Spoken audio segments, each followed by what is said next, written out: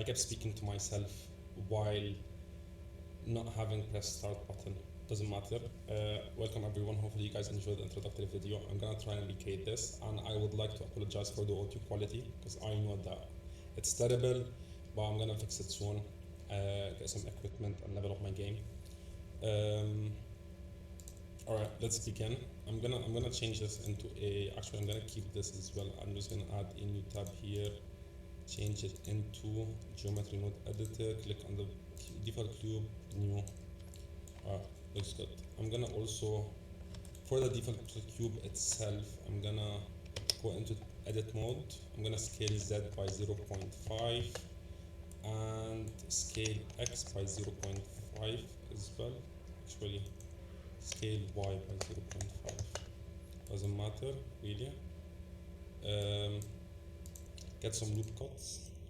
I'm using loop cuts rather than subdivision because I want to be able to create like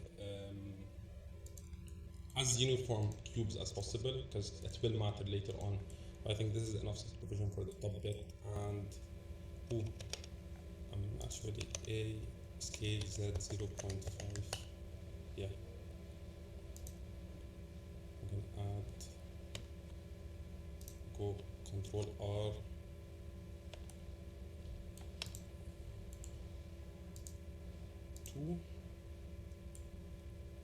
yeah, it doesn't look bad. Alright, I'm happy with this. Now for the geometry node itself, I'm gonna add a subdivision surface.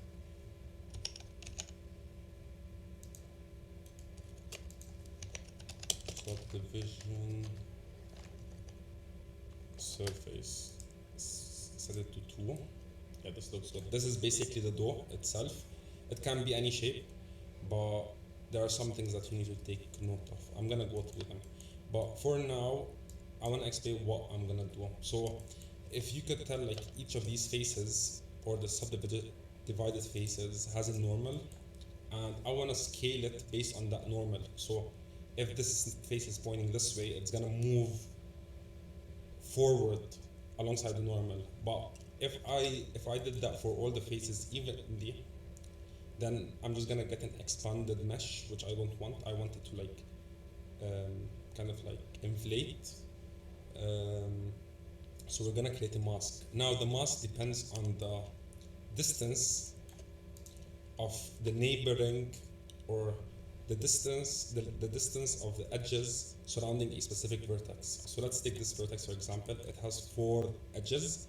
So I'm gonna add together all the length of those edges and place it on the vertex itself, the data on the vertex itself, and based on the distance, that's the mask I'm gonna create. So I'm gonna loop over all the edges, add the length, and then place it on the vertex itself as a mask. So let's do that. I'm gonna first get I'm gonna get a vertex, edges of vertices. I'm gonna use that in a bit. Vertex, edge vertices, I'm gonna use that, and then vertex neighbors. I'm gonna use all these 3. So we're gonna start with this. So what does this do? It takes any edge. So imagine this edge. It's made of 2 points, and I'm gonna find the distance between those 2 points, and then once I calculate that distance, I'm gonna add it on the data of the edge itself. So I'm gonna get a vector math node. I'm gonna add the positions, and I'm just gonna not add the positions, distance of the positions. I'm gonna get a store name attribute. I'm gonna add it here, make sure that this is placed as an edge, and then I'm gonna name this edge length.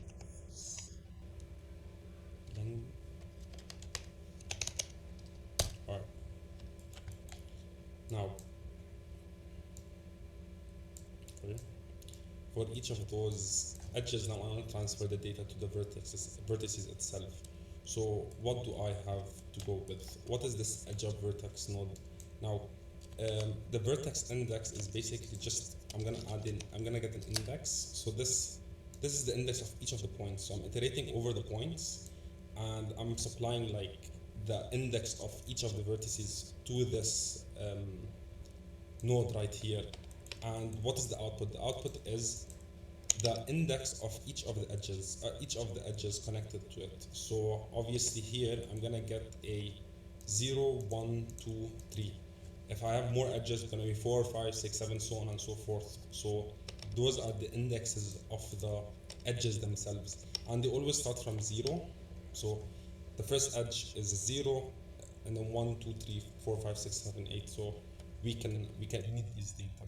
What is the sort index? This is basically telling me what edge am I reading the data of. So is it this, or whatever it is. I'm gonna leave it as 0 for now. I'm gonna get a evaluate at index. I'm evaluating at index at a specific edge, and this is the edge I'm evaluating at. What am I evaluating? Well, obviously it's the stored name, the named attribute I've stored earlier on. I want to make sure this is set to edge, and I'm evaluating that, and this is basically the output of edge 0, so of this edge, but I want all the edges, so I want to loop over, rather than just 0, I want to loop over all the edges. I think I've said that enough times. I'm gonna get a repeat zone for that.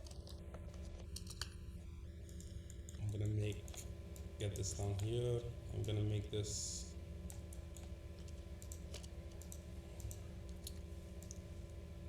the connection right here. So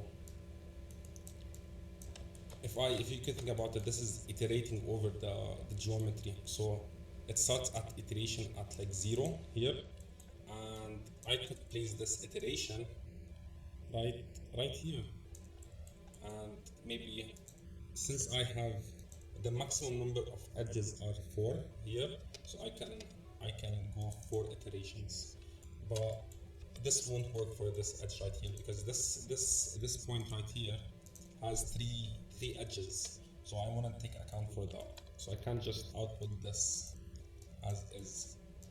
To do that, I'm gonna get a compare node. Compare. I'm gonna check if the vertex count, so the number of vertices connected to that vertex I'm iterating over, is greater than the iteration. Only if it is, I'm gonna get a switch node. Only if it is, I'm gonna say float. Only if it is will I pass this. Otherwise, if it's not, I'm just gonna pass in 0. And I wanna add this over and over for all iterations. So I'm gonna get a math node, just a normal math node, and I'm adding this is right here, and hopefully right now we have a output right here. Now I'm gonna click and check the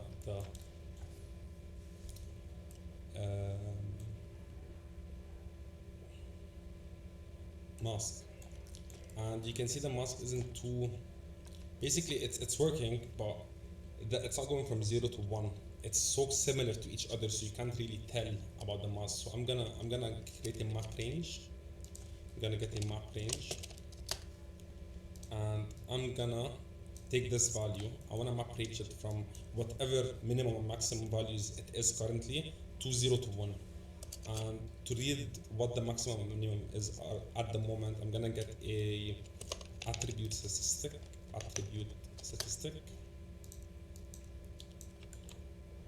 plug in the geometry, plug in the same data that I'm trying to read off. I'm gonna read in the maximum to minimum, from minimum to minimum, from maximum to maximum, and I wanna switch the direction basically. Rather than from 0 to 1, I'm gonna get it from 1 to 0. And I'm gonna view this now, and this is much better for what I'm trying to do. So this gives me a more robust mask. I'm gonna save this as a new attribute, I'm gonna get a store name attribute. On the point itself, I'm gonna add this and I'm gonna name it geometry. So geometry, just doesn't matter, just remember what it is that you named it. I'm happy with it as it is. I'm gonna copy everything here, excluding the subdivision surface. Go Control G, and this is my node. This basically creates this mask. So make it save and geo this mask. I'm gonna go Control save because I didn't save this project yet, and I'm gonna name it baking. Yeah. Where are we now? So I want to move the mesh itself based on this mask that I have right here. I'm gonna get a simulation zone because I want to do it every frame. I'm gonna get a simulation zone. I'm gonna place the mask that I created right in the middle, and actually forgot what I named it right here. I'm gonna copy this. I'm gonna get a set position and a name attribute, paste it right here. And so I want this mask multiplied by, as we discussed earlier, by the normal. And since this is a vector, I need a vector math node to multiply them together. So I'm gonna get a vector math node, set it to multiply, and multiply these two together. Place this as an offset. Yeah, so it's too big at the moment. That is the major problem we've got. So I'm gonna scale it down. I'm gonna get a, if I can just, why? Yo, okay. I've clicked on the rub button like 5 times. Gonna scale it. What am I gonna scale it by? I can use a arbitrary number here, but I'm gonna scale it by this delta time because I want it to maintain the same look regardless of the frame rate. And this is still too big, trust me. So I'm gonna get a math node, and then I'm gonna multiply this by 0.0, let's say 7. Okay, I'm gonna play this, and yeah, it's working. Well, it's gonna work eventually. I'm gonna get a subdivision surface and place it right here.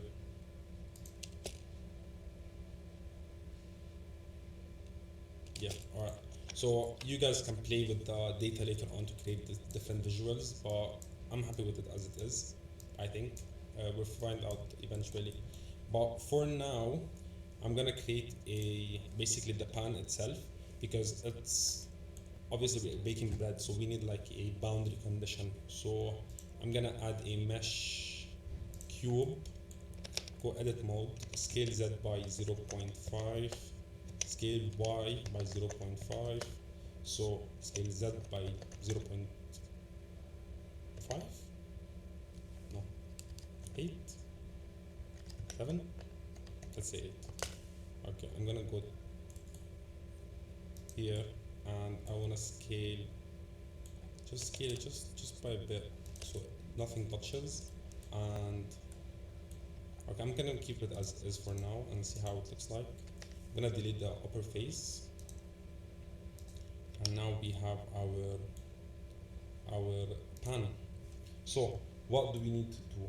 Once a vertex from here, like from the mesh itself, comes out of the pan, we want to bring it back. So you can imagine like it's going out, and we need to calculate whether a point, like whatever point comes out of the pan, I need to stick to the pan, like the position of the point and the position of the pan be the same. So how do we do that? We do that by calculating the position of the point itself compared to the position of this like plane, and check whether the normals align to each other. So you can think of it like this face right here, the normal is pointing outwards, and the normal of the pan itself is pointing outwards, and if they align together, that means it's over, like on the other side, otherwise it's inside still. So that's how we decided. I hope you guys understood that. So I'm gonna subdivide this.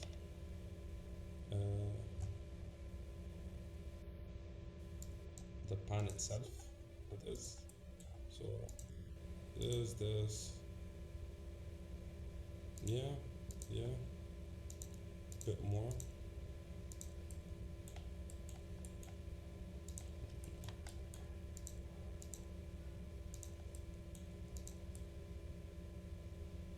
Yeah, I think it looks good as is. Okay, I'm gonna name things. I'm gonna name this as a pan and bread. Okay, click on the bread. I'm gonna drag it in the pan. I'm gonna sample index, actually sample nearest surface, and this is I'm gonna get this geometry. I'm gonna sample the nearest surface of this height, like this is the I'm sampling from. What I'm gonna sample is I'm gonna take position. The position, obviously this is a float. I'm gonna change it from a float to a vector. Position, and I'm gonna copy this, Control Shift D, and the normal as we discussed earlier. I'm gonna place the normal right here, and so I want the normal to be at the bottom. Just aesthetic thing. Okay, I'm gonna subtract the position of the item itself. Subtract from the position of the point, and this will give me magnitude and direction. I only need direction, so I'm gonna normalize this, and afterwards I'm gonna get the position as is, the normal as is, and I'm gonna get the normal is already normalized. So I'm gonna take the dot product of these two, and I'm gonna check if it's greater than 0. So this is basically to know on which side it is on. So compare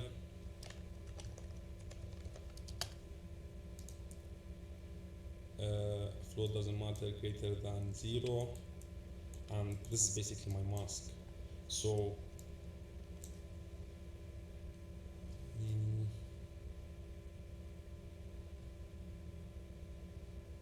yeah, okay. So just for now, as is, as a demonstration, I'm gonna take as this selection. So once this occurs, I'm gonna set the position of the point to the position of the item. So to this, I'm gonna let's redo it. And okay, it doesn't work because okay, I think the normals here are flipped. Like obviously the normal is from the inside. So what we can do here is get a faces, place it here, and hopefully this works, and it does work. So you can see it doesn't come out of the face itself, and this is expanding as intended. Well, almost. We're gonna tweak it a bit, but for now I think it's working all right. Okay, all right, we've gone so far. Now if you think about it, once we move the points, like once it's expanding and it hits the walls of the container, we don't need to reiterate over the point. We can just skip them. That's better for memory use, and it will make things much smoother later on. So to do that, I'm gonna just create a attribute right here, set named attribute store name attribute. I'm gonna make it make sure that it's Boolean, and I'm gonna name it movable. Yeah, I'm gonna set it to true. So all points prior to the simulation are movable. It's only after they cross the threshold of the pan pot, whatever it is, that we set it to non-movable. So I'm gonna copy this named attribute, drag it right here. I'm gonna click off. I can connect this here, but if I do so, then nothing is being read because we're setting the position of the points prior. So we need to capture this attribute that we've created, and we can pass it after. Even though we've set the position, it doesn't matter, we can later on store it because it's saved. And for this we can just drag this, but obviously since we set it to non-movable, we're gonna add that we've got to take account of this attribute right here.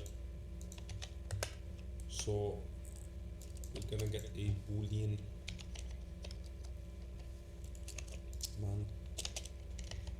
math node. So only if it is movable, if the point is movable and it's part of this selection for that specific frame, only then will we move it towards the pan. So there are multiple like thresholds or filters we're doing on the thing itself. So this is how it looks like. It's not complicated. We're just capturing the attribute, and based on that attribute, we're stating whether it's movable or not. Obviously, we need to, because we wouldn't have done anything if we don't add this as a selection for expanding the point itself. So we no longer expand, we just leave it as is. I have to add this as a selection right here, and hopefully this works as intended. Alright. Yeah, looking good. I'm gonna save this. What's next? So we got the selection, we've got everything here sorted. Alright, now I'm gonna create two filters for, I think, yeah, it's expanding as expected. You can see the loaf of bread rising. Obviously, depending on the loop cuts you create right here, the number of subdivisions, because we're working with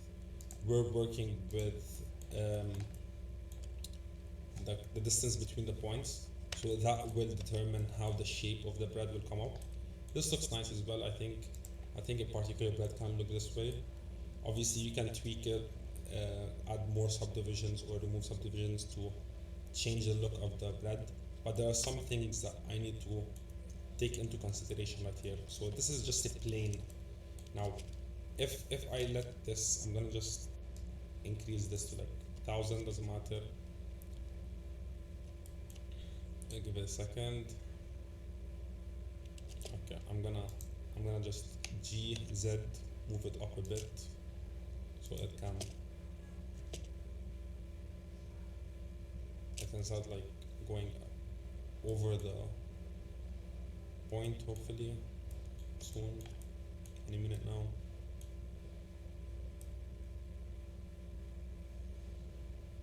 Alright, did you see it? Did you see what occurred right here? You can see that it's basically getting messed up because this is only like a single plane, and once this is cutting through the normal, but it doesn't work obviously because it's cutting through the normal, so it's starting to go back to the closest position it can find. So we need to give this a thickness, and if we do give it a thickness, so obviously I'm gonna switch on face orientation because I want to explain what's going on. So now this is the correct face orientation that we're working with. But obviously, if I went and gave it a solidify, you can see that the face orientation normal is within, so it will just mess up everything. Now we can address that. I'm gonna show you guys how we're gonna address that.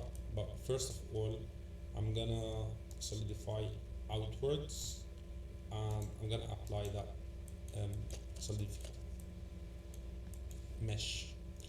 I'm also I'm gonna hide this for now. I'm gonna click into edit mode, and I'm gonna select all the interfaces. I'm gonna select all those like interfaces.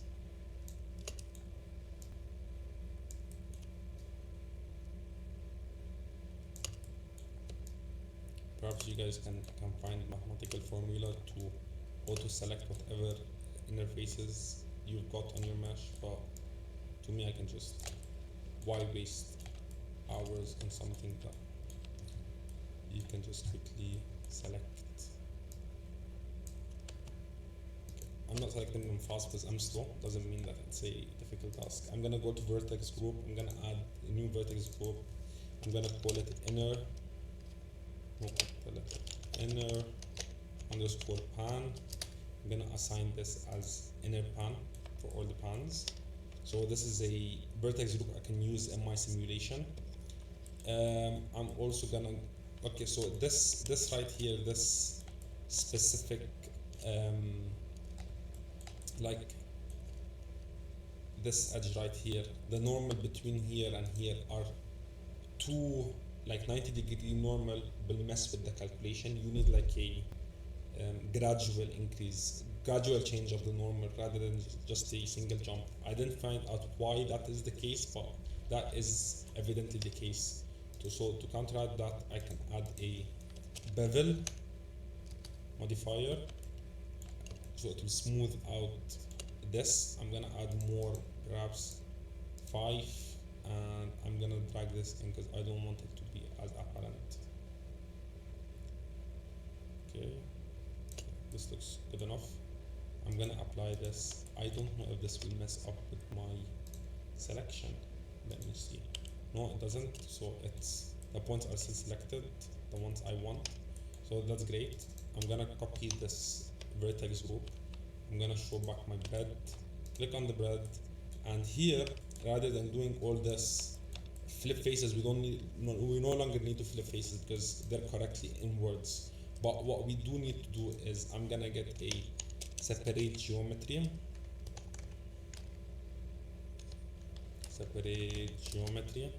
I'm gonna place it right here. I'm gonna get a name attribute. I'm gonna just paste this right in here, the interface. I'm gonna separate it based on that. And my selection is what's gonna go directly into this without the flip faces. And I'm just gonna watch it as is. Hopefully everything works correctly. And you can see it does, it no longer creates this artifact thing. So I'm gonna save it as is, and I'm happy with this results.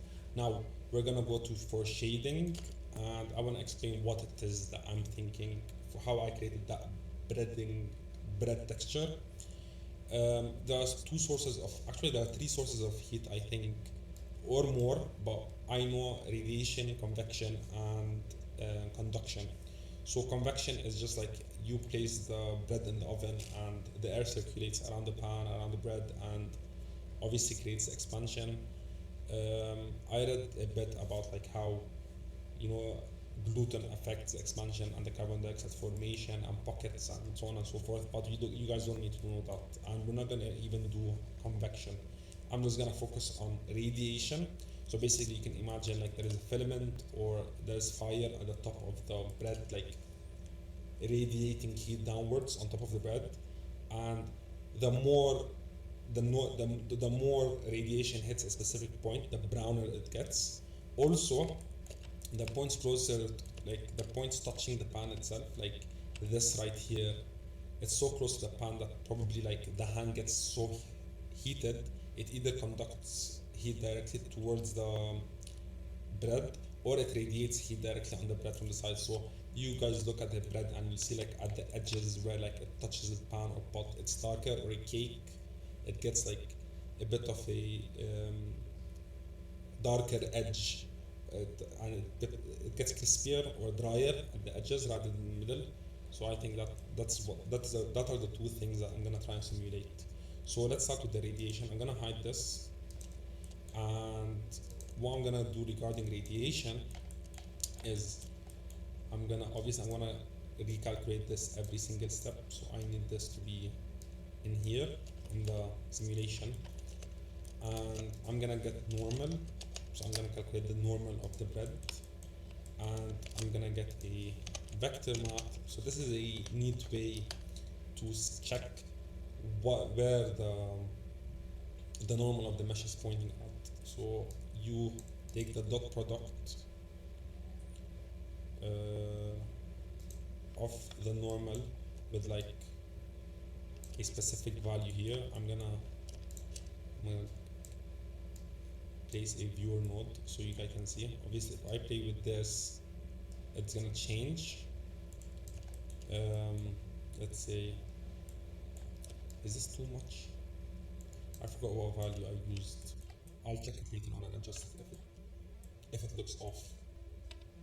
So each iteration, obviously, it's changing with time because the values themselves are changing with time. So I wanna basically add this, recalculate it every time and add it. So radiation is like a cumulative field.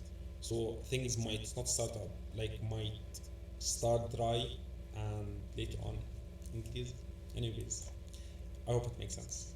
I'm gonna scale this. I'm gonna multiply this. Math multiply this by 0.005, and I'm gonna every iteration. First, I'm gonna move this viewer node. Every iteration,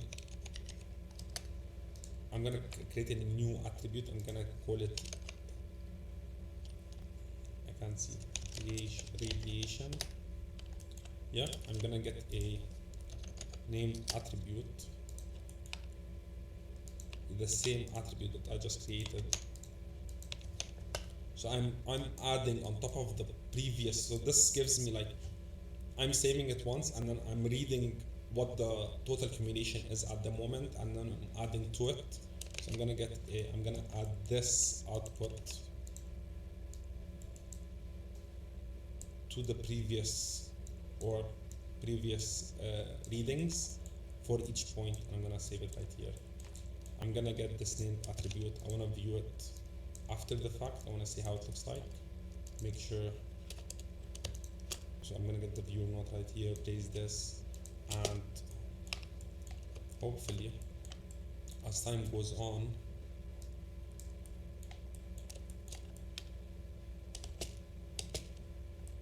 okay, nothing is showing, absolutely nothing, because why? Is it too little?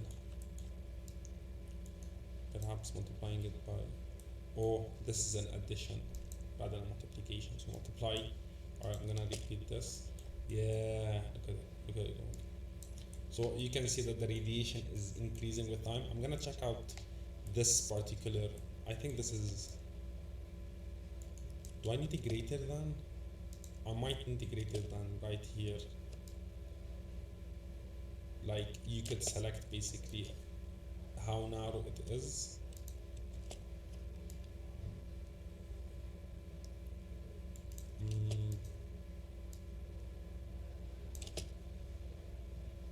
I'll adjust it in a minute.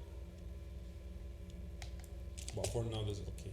Okay, I'm satisfied with the radiation, and I'm gonna do the distance for the conduction thing.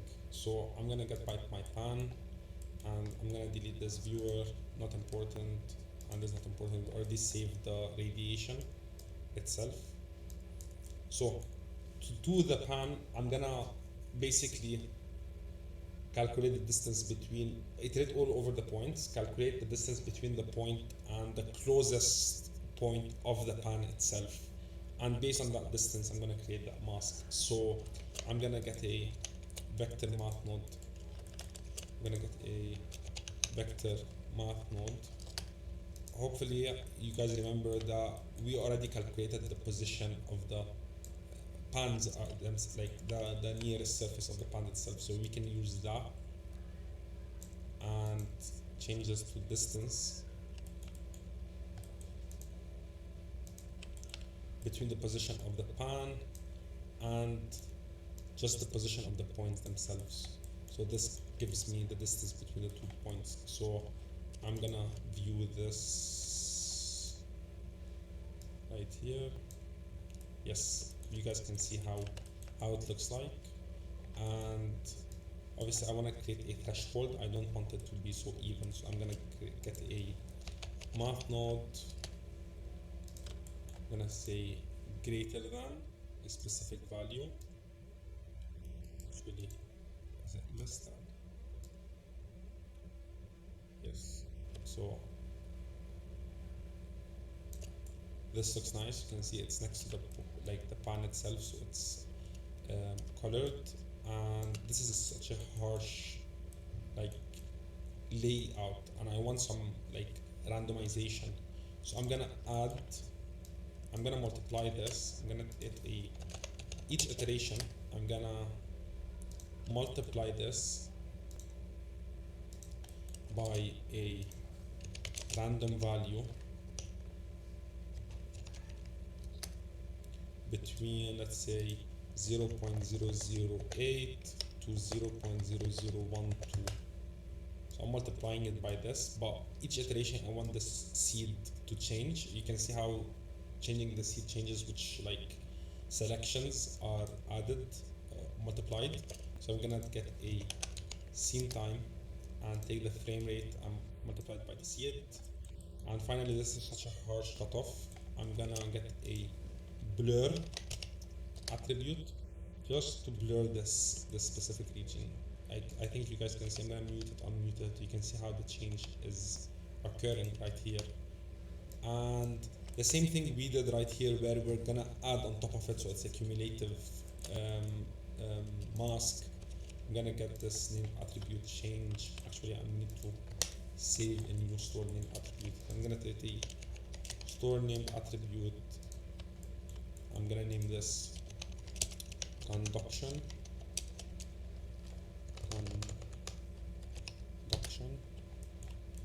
and I'm gonna add this plus named attributes itself.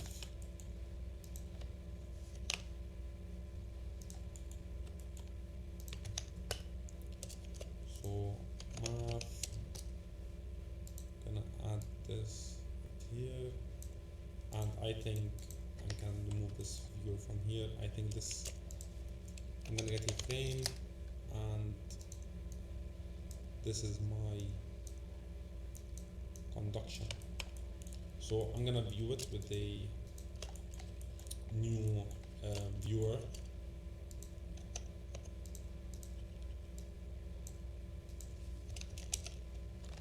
Let's see how it looks like. So yeah, that's exactly what we need. So if you see a very harsh cutoff, you can like change the, I think this is still, should I reduce this a bit?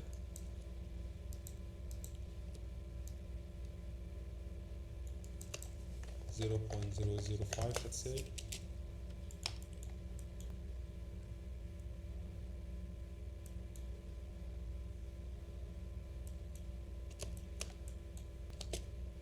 Actually, 0.02.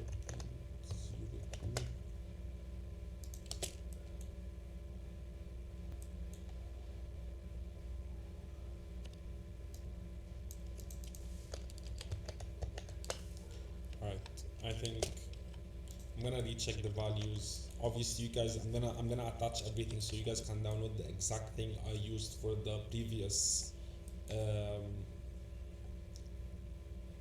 for the introductory video, and you guys can play with that. But I'm gonna just leave it as is for now. I'll change it later on if anything seems off. But let's go to materials and create a material for the bird itself. So I'm gonna get a set material. Actually, you can just add material because we're still using the default cube right here, but I'm just gonna add the set material right here because I'm used to it. I'm gonna call this bread, and select the same material right here. Okay, I'm gonna add a environment texture, HDRI.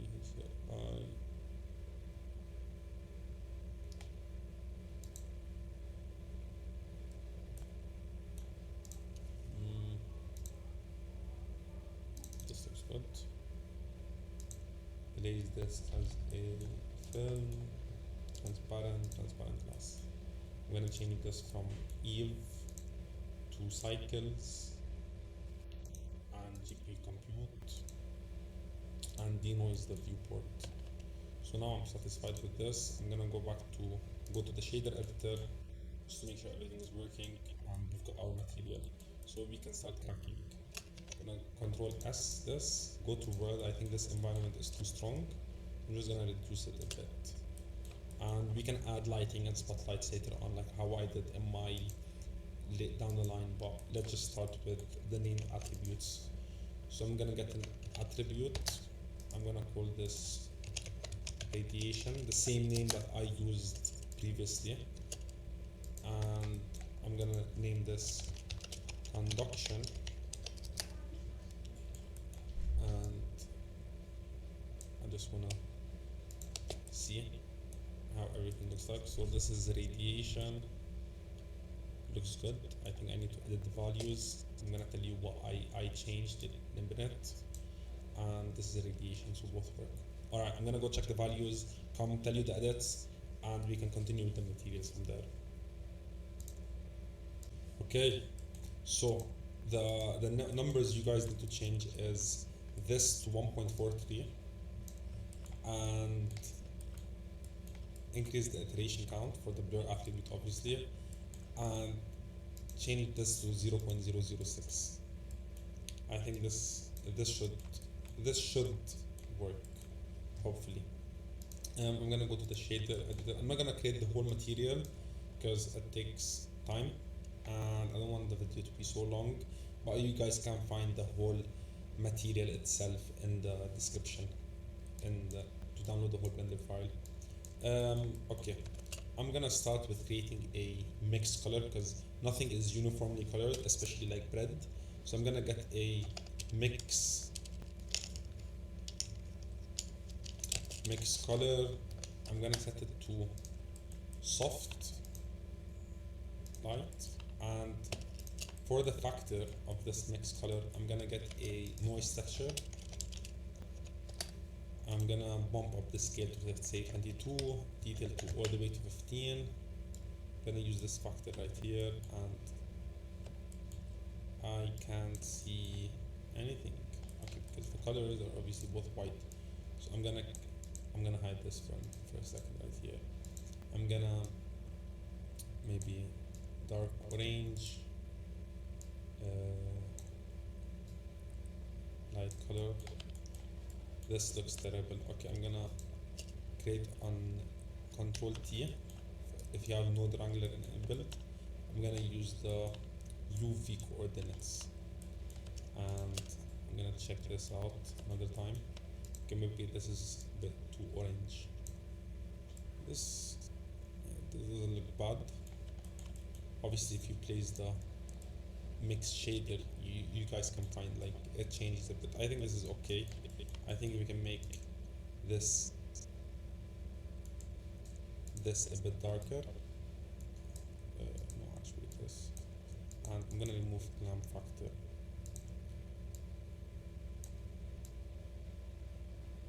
Yeah. Alright. So I want another mixed color. I'm gonna set this to multiply, and I'm gonna use this to make things darker. So this is the factor where you guys can see how this became darker with time. So obviously this is way too strong. I'm gonna lighten it off a bit, change it to something that makes a bit more sense. Okay, I'm gonna map ranges as well. Obviously you guys won't find the same exact output that I created because it's much complicated. You just have to layer things basically, you know, layer after layer after layer, and then you can get into that bread look. But I'm gonna just attempt to do that here. I'm gonna change the sheen. Yeah, sheen. I'm gonna get a bit of a sheen. I'm gonna make the sheen to be a dark orangey color.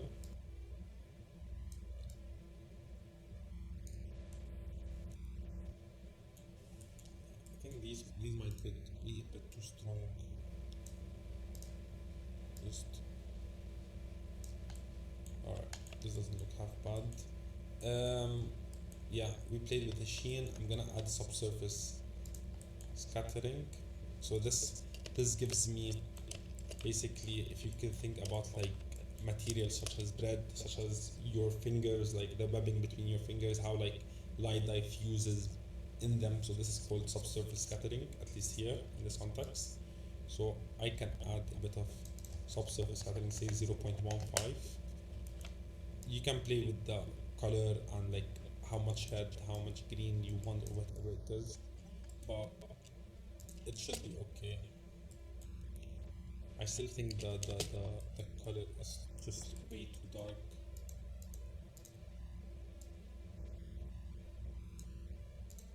Maybe I should take it a bit towards white.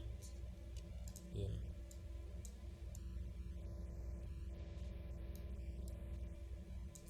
I think this is how I did it at least. Just basically play with the colors, and you can see as it rises, obviously this gets darker with time. You can see how the color variation is changing based on the masks that we created and this. I'm gonna change the roughness. I'm gonna get a matte node. So this is the output is between 0 to 1. So I'm gonna flip this for the roughness itself, and it goes from 0 to 1 like the output, and I want to change it from 0.9 to 0.2. So flip the roughness, and this way too uh, reflective, maybe 0.4, 0.5. Yeah, yeah, not bad. Okay, I'm gonna increase the roughness here, no emission, no code. Fix the sheen. You can play with the scale of the subsurface scattering.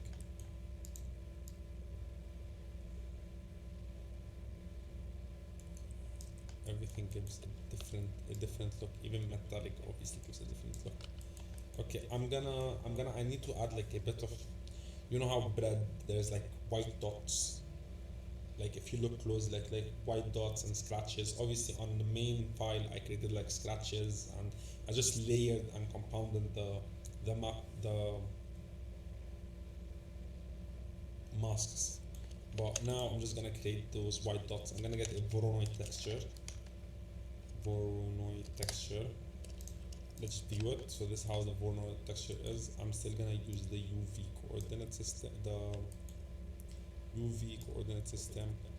I'm gonna scale this to ridiculous amounts. Okay. Detail wise, there is no need, and I'm gonna get a compare node. There is no compare node in shader. There's math node set to compare. So greater than to create.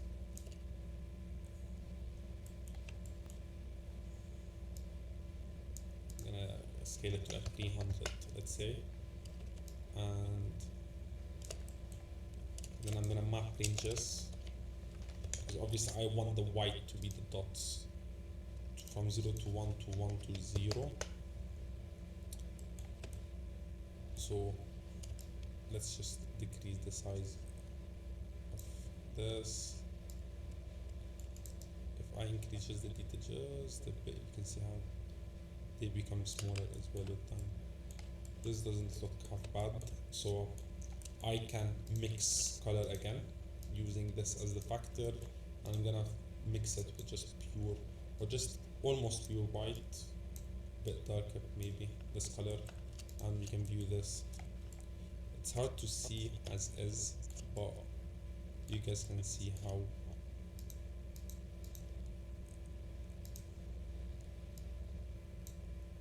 we can create those white dots on the bread itself. You can increase the threshold to make it more apparent, change the color, and this is basically how we created the growing edge. I'm gonna leave it just as is for now here. Um, I had this in the Blender file. You find displacements and multiple different things that I created with the bread, but I'm not gonna go over all of them. But if you're interested, you can have a look there and see how it happened. And obviously, lighting plays a very important role because of the subsurface scattering. If you enjoyed the video, please subscribe. I'm gonna create a new video hopefully soon enough regarding text, and that should be interesting. I found a way to create like a typewriter effect in Blender, and I'm interested in showing it to you guys. Drop a comment if for whatever reason, and thank you for watching. Alright, stay safe.